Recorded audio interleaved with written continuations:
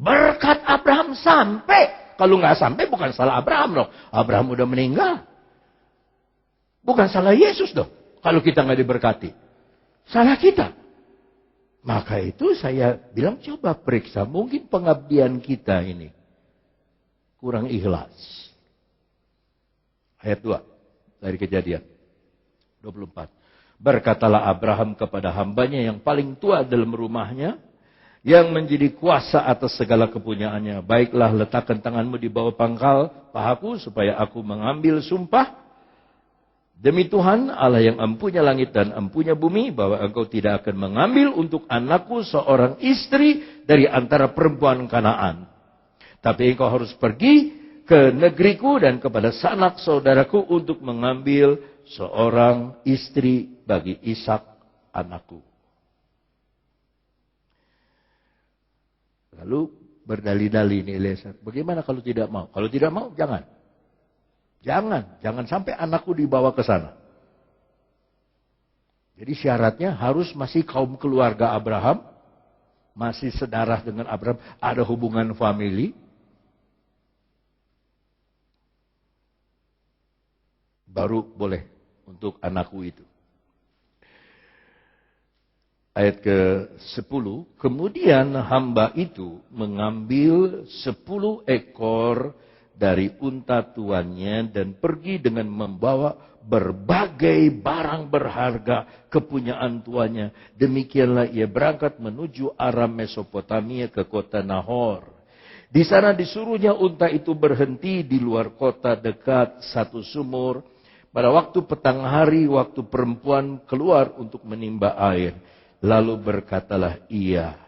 Perhatikan doa Eliezer penuh pengabdian kepada tuannya. Tuhan Allah tuanku Abraham. Tuhan Allah dari tuanku Abraham. Itu pengabdian. Buatlah kiranya tercapai tujuanku pada hari ini.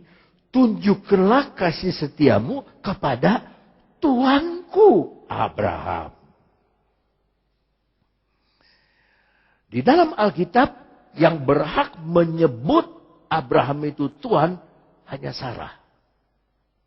Kalau saudara buka 1 Petrus pasal yang ke-5, di situ ada ayat, baca ayatnya yang ke-6.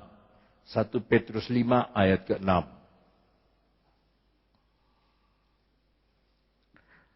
Karena itu 1 Petrus 5 ayat 5.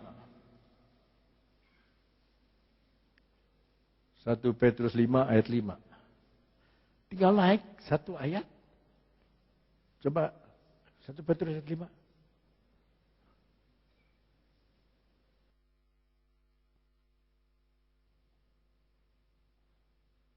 Satu Petrus 3 ayat 6. 1 Petrus 3 ayat 6.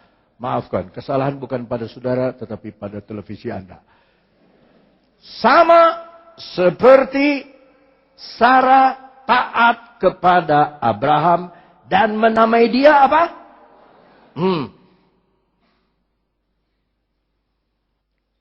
Suami istri, lihat, kita kalah sama Sarah. Sarah begitu mengabdi sama suami. Sampai dia nggak bisa panggil, Pap, Daddy, enggak. Tapi dia panggil Tuhan. Ini roh pengabdian. Nah, kembali lagi kepada Kejadian 24, ayatnya yang ke-12. Tuhan Allah Tuanku Abraham, buatlah kiranya tercapai tujuanku pada hari ini. Tunjukkanlah kasih setiamu kepada Tuanku Abraham. Di sini aku berdiri dekat mata air dan anak-anak perempuan penduduk kota itu datang keluar untuk menimba air. Sekarang seperti dia mengatur sutradara. Kiranya kalau bisa, saya nggak tahu. Ini gadis cantik banyak sekali. Nggak tahu yang mana keluarga Abraham. Nggak tahu yang mana. Kasih tanda. Kiranya begini yang terjadi.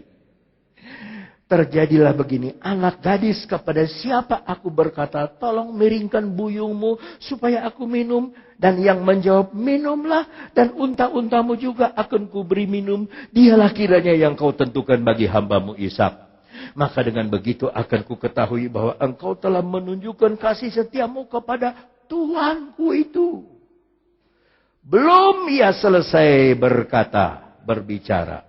Datanglah Ribkah yang lahir bagi Betuil anak laki-laki Milka, istri Nahor saudara Abraham, buyungnya dibawa di atas bahunya. Anak gadis itu sangat cantik parasnya. Ada yang bilang amin, Seorang perawan belum pernah bersetubuh dengan laki-laki. Ia turun ke mata air itu dan mengisi buyungnya lalu kembali naik. Kemudian berlarilah hamba itu mendapatkannya serta berkata, tolong beri aku minum air sedikit dari buyungmu itu. Baru kenal, baru ketemu. Itu perempuan, dia berkata, minumlah Tuan. Maka segera diturunkan buyungnya itu ke tangannya serta diberinya dia minum.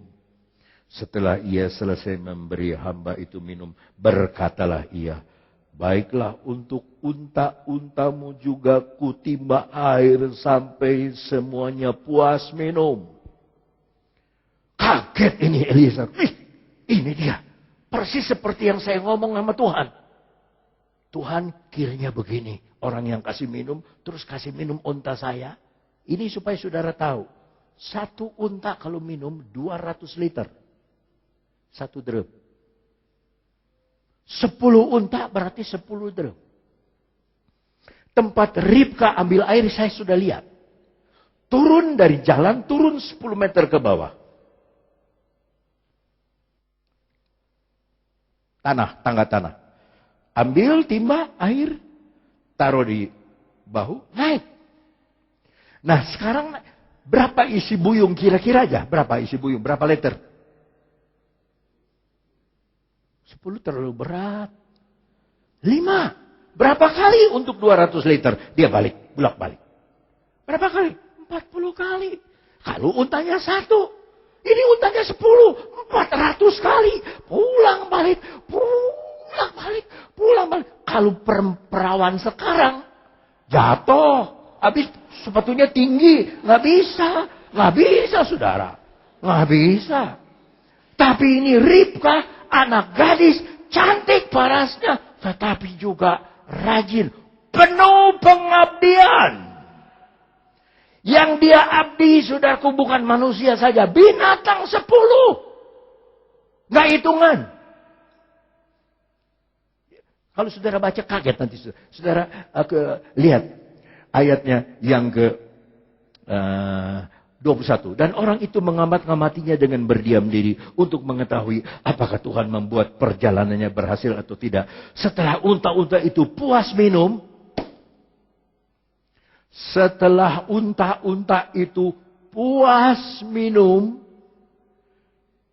Bagaimana bisa tahu unta itu sudah puas minum? Apa unta itu begini? Puas minum. Aduh, ini wanita kerja tidak hitungan. Oke, kalau 10 liter, 200 kali dia naik turun. Bahu bicara tanggung jawab. Maka saudara mesti punya tanggung jawab. Gembala-gembala yang saya sudah lantik harus punya tanggung jawab. Akan apa yang kami sudah percayakan. Bagaimana hasil karyamu. Bagaimana pekerjaanmu. Ya. Saya diutus oleh Majelis Pusat harus pergi ke Palu. Menutup sekolah Alkitab di sana. Sekolah tinggi teologi. Tapi nanti hari Kamis. Padahal saya mesti khotbah di Jakarta hari Kamis itu. Bulanan sudah. Tapi ini tugas dari majelis pusat. Semua bilang, Pak Wadatu saja datang. Nanti kita harus tanggung jawab. Ya. Semua harus tanggung jawab. Bagaimana? Harus lapor. Lapor, ini begini.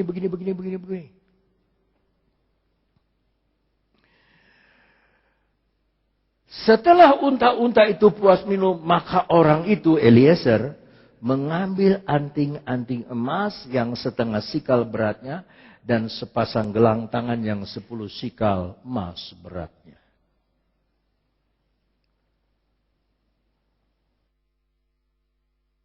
Dia ambil apa?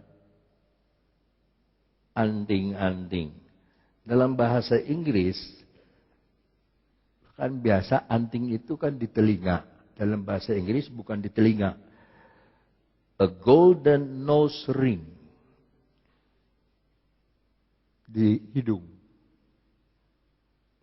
Mungkin emasnya itu sudah dipatahkan, jadi hanya tinggal dicepitkan saja.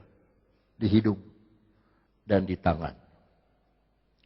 Abraham lambang Allah Bapa. Eliezer lambang Roh Kudus. Ishak lambang Yesus.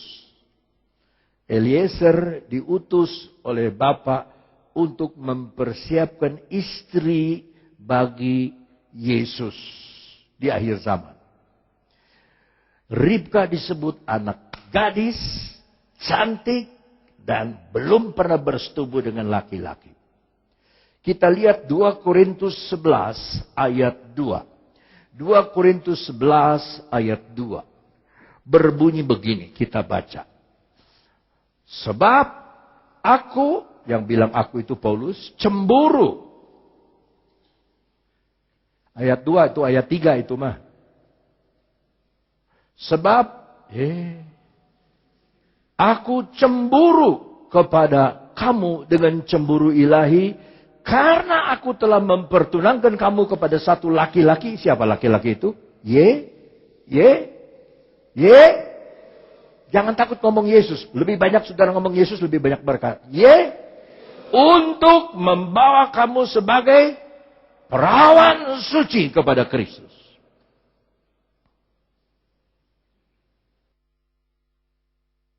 Nah sekarang Ribka, kembali kepada Kejadian 24, dia gadis sebagai perawan yang dikasih di hidung dan di tangan emas. Ini saya mau katakan berkat pertama. Belum berkat yang sebenarnya.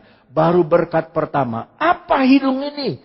Hidung itu bicara hidup. Hidung bicara nafas. Orang hidup kan bernafas. Maka kalau hidup kita abdikan kepada Tuhan.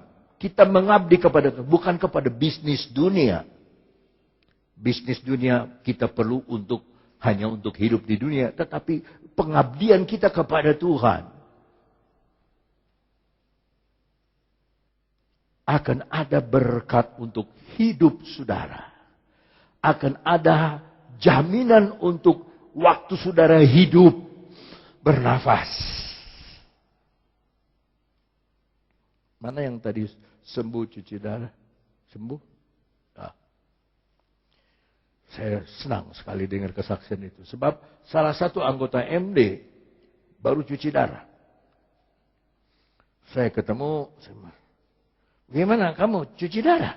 Udah berapa kali? Udah 4 kali om. Pakai rinso apa enggak?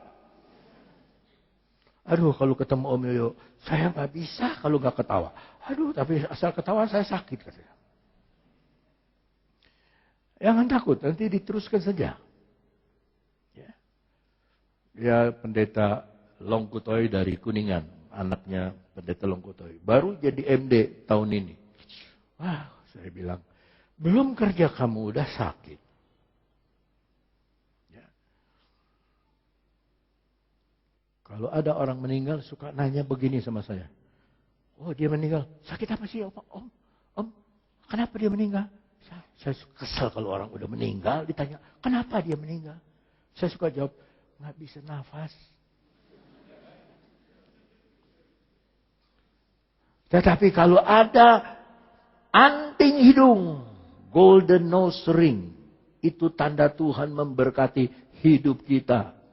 Rasul Paulus berkata, hidupku bukannya aku lagi, melainkan Kristus yang hidup di dalam aku. Bukan Paulus lagi, bukan Saulus lagi, bukan yang lama, bukan aku ini, bukan hidupku, bukannya aku lagi, tapi Kristus yang hidup di dalamku. Haleluya.